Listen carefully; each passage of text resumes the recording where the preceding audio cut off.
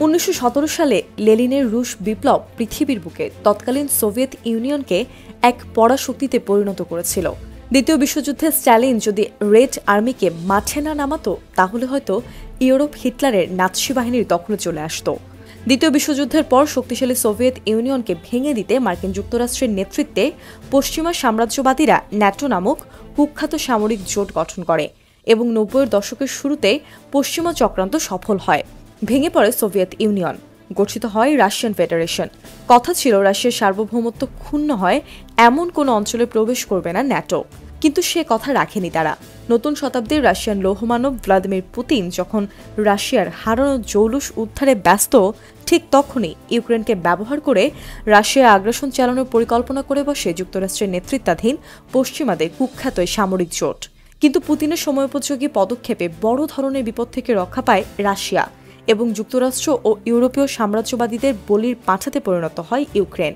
কিন্তু তারপরেও থেমে নেই ন্যাটো জোটভুক্ত রাষ্ট্রগুলোর চক্রান্ত। এখন জন্ম সনদ দিয়ে খোলো বিকাশ স্টুডেন্ট অ্যাকাউন্ট, নিজের বিকাশ নিজে কর।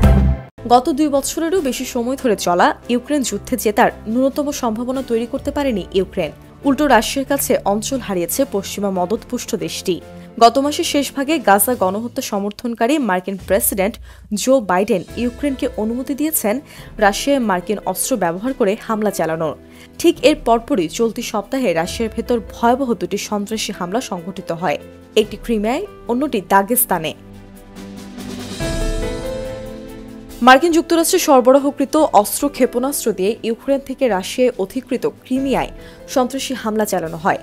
ক্রেমলিন সোমবার সরাসরি যুক্তরাষ্ট্রকে দায়ী করে বিবৃতি দিয়েছে।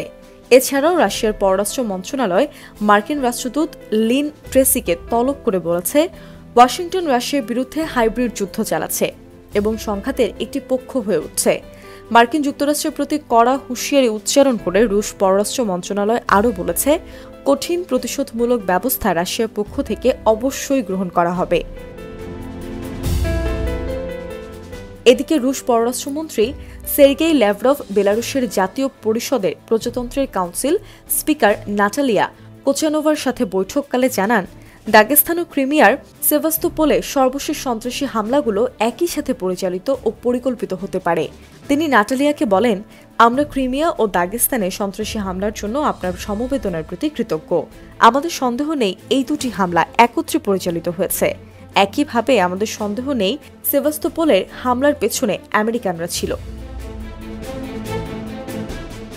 উল্লেখ্য, ক্রিমিয়ার সন্ত্রাসী হামলা মোট 4 রাশিয়ান বেসামরিক জনগণ নিহত হয়, যার মধ্যে শিশু আছে। আহত হয়েছে শতাধিক। দাগেস্তানে সন্ত্রাসী হামলা 20 জন নিহত হয় এবং আহত হয় 26 জন বেসামরিক নাগরিক।